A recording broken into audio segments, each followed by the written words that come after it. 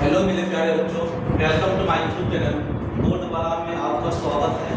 मैं आज़ाद सर आपके बीच में आज से नई लेसन को स्टार्ट कर रहे हैं और मेरा काम है 6 महीना में आपका पूरी तरह से NCERT book with objective solution के साथ इसको कंप्लीट कराना और एग्जाम में मैथ में क्या पेपर में 100 में 100 दिलाना।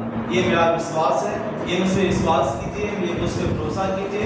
ये आपके एग्जाम में 100 में 100 नंबर लाना है। तो आप शुरू से लेकर अंत तक मेरे साथ जुड़े रहिए और आप अपनी तैयारी को एक नई उड़ान दीजिए। तो आज का हमारा चैप्टर है त्रिकोणमिति।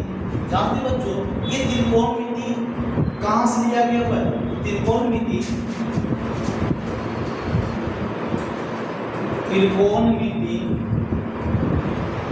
ग्रीक भाषा, कौन भाषा से? ग्रीक भाषा से लिया हुआ है। त्रिकोणमिति ग्रीक भाषा से लिया गया हुआ है, जिसका शाब्दिक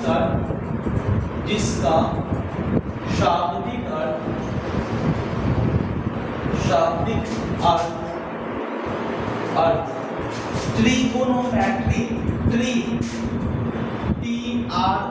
ट्री का मतलब होता है तीन। ट्री का मतलब होता है तीन। एक होता है कोनिया, GONIA, कोनिया। कोनिया का मतलब होता है कोन। एक होता है आपका मेट्रॉन, मतलब होता है मापना। ये तीन शब्द मिलकर त्रिकोणमिति का इजाद हुआ। ट्री, TRI, GONIA, गोनिया का मतलब होता है कोन। और मेट्रोन, METRO, मेट्रो का मतलब होता है माप, यानी तीन कोण को मापना, यानी त्रिभुज का माप। त्रिकोणमिति का अर्थ होता है तीन कोणों को मापना। और तीन कोण का माप होता है त्रिभुज में, यानी त्रिभुज का मापन करना। क्लियर? तो आज ऐसे तो प्यारे बच्चों, त्रिकोणमिति बहुत ही लंबा सिलेबस है आपका। अधिकांश बच्चे चैप्टर के नाम से ही डर जाते हैं, लेकिन हम लोग ऐसे स्टार्ट नहीं करेंगे। हम लोग टॉपिक वाइज टॉपिक आगे बढ़ते जाएंगे और आपको कंप्लीट भी होते जाएगा। तो त्रिकोणमिति में आपका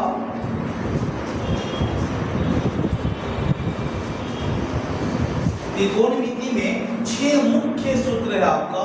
6 थीटा है आपको, जिसे आपको मालूम होना चाहिए। पहला आपका 6 निष्पत्तियां। आपसे पूछे कि त्रिकोणमिति की कितनी निष्पत्तियां हैं, तो त्रिकोणमिति की 6 निष्पत्तियां हैं। त्रिकोणमिति के 6 निष्पत्तियां हैं।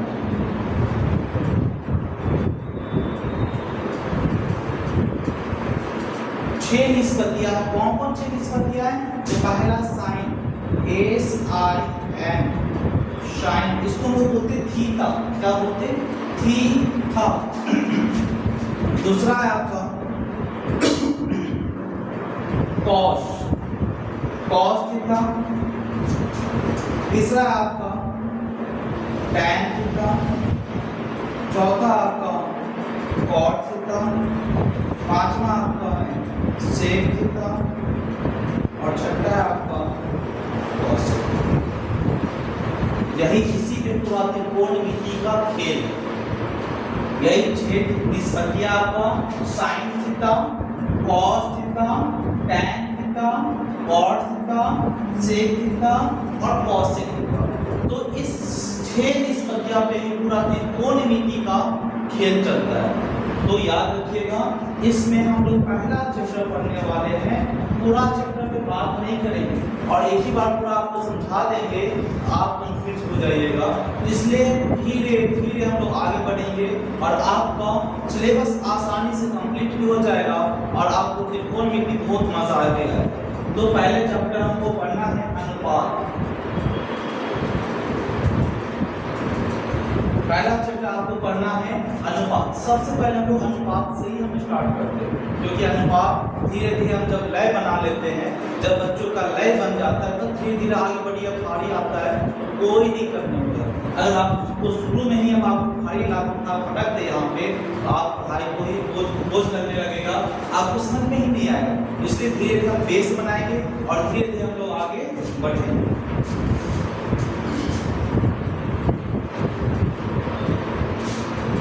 तो प्यारे बच्चों, अनुपात चैप्टर पढ़ने में आपको कुछ सूत्र है जो कि आपको याद करना पड़ेगा। तो हम बताए थे जैसे आप एक ही आपको सूत्र याद करना पड़ेगा, बाद बाकी आपको सारा सूत्र आपको खुद याद हो जाएगा। एक चीज हम और आपको लिखा देते हैं, साइन थीटा कॉसेक थीटा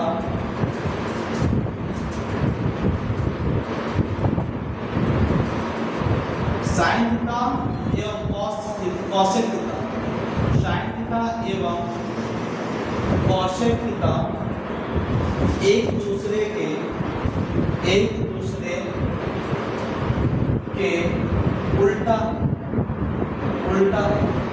मतलब क्या, व्युत्क्रम है, उल्टा है।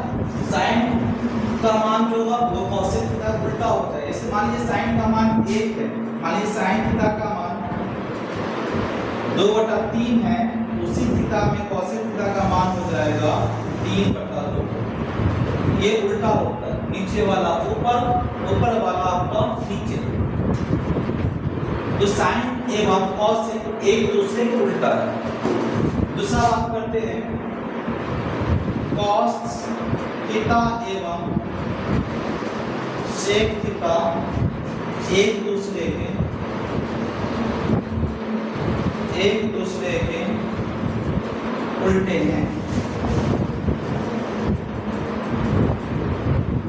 तीसरा बात करें, टैन थीटा एवं कॉट थीटा एक दूसरे के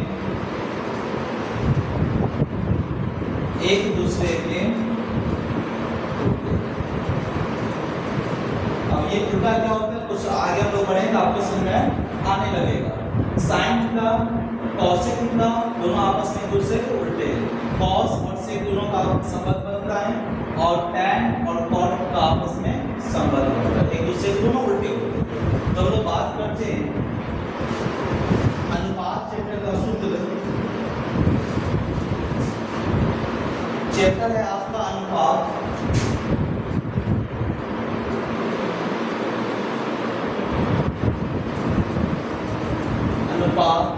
और इसमें इसका सूत्र की बात किया जाए तो प्यारे बच्चों, कुछ सूत्र है आपको याद करना पड़ेगा। सिर्फ साइन आप याद कीजिए और 5 निष्पत्तियों का सूत्र आप खुद का खुद निकाल लीजिएगा।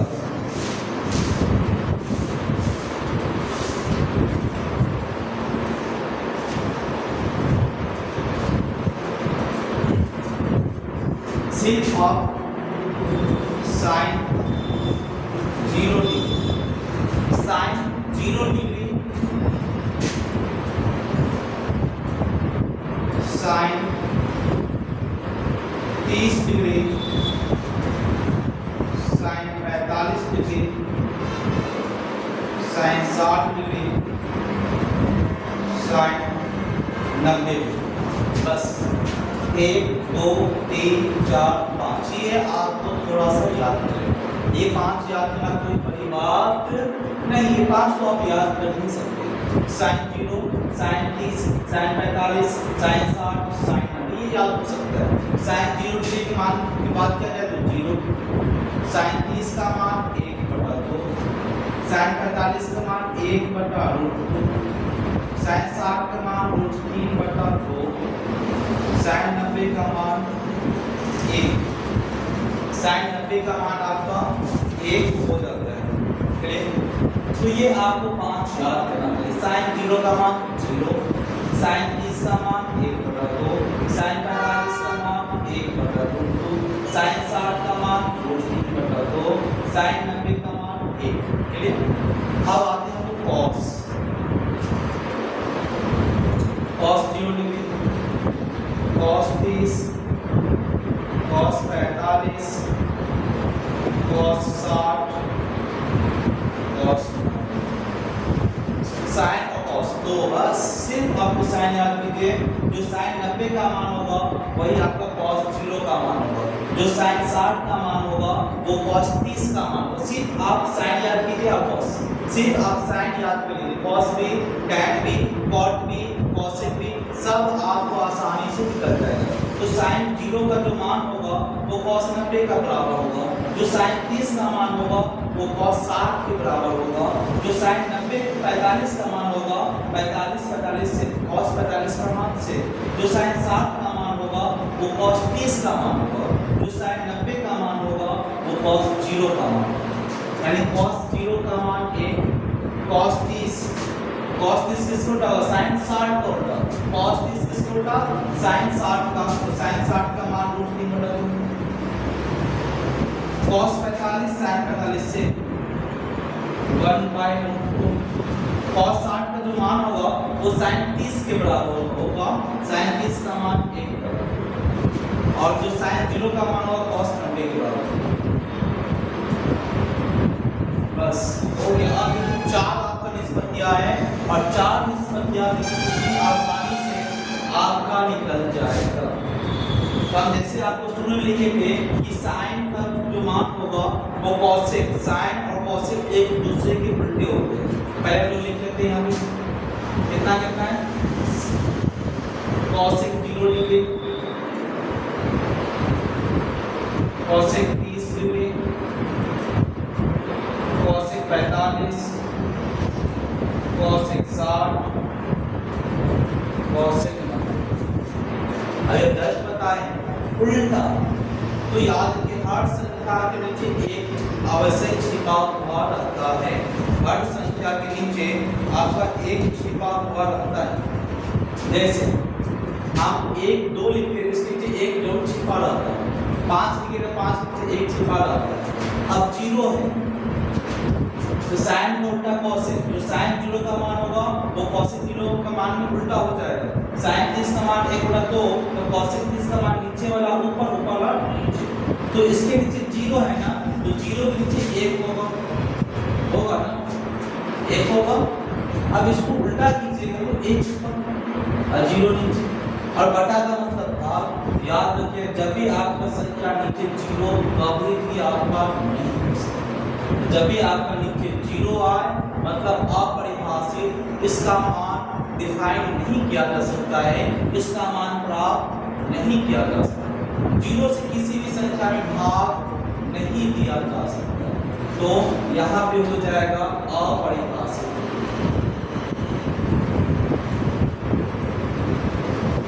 अपरिभाषित, ये अपरिभाषित का सिंबल है। तो जब भी आपका 0 को उल्टा करने के लिए बोले तो अपरिभाषित। 0 को उल्टा 0 और 0 मतलब अपरिभाषित। sin 30 का मान 1/2 तो sin का उल्टा cosec। याद रखिए sin का उल्टा cosec। तो sin 30 का मान 1/2 तो नीचे वाला आपका ऊपर और ऊपर वाला आपका नीचे। तो 2 ऊपर बटा 1। तो बटा में 1 काम नहीं लिखते हम लोग। आप 2 टाइम 1 भी लिखिए या 2 लिखिए, दोनों आपका सेम। sin 45 का जो मान होगा cosec 45 में उल्टा हो जाएगा। तो नीचे वाला ऊपर, नीचे √2 तो √2 ऊपर, ऊपर वाला नीचे। ऊपर 1 है तो 1 दोनों लिखिए तो या ना लिखिए कोई फायदा नहीं, यानी इसलिए इसके बराबर √2 के बराबर।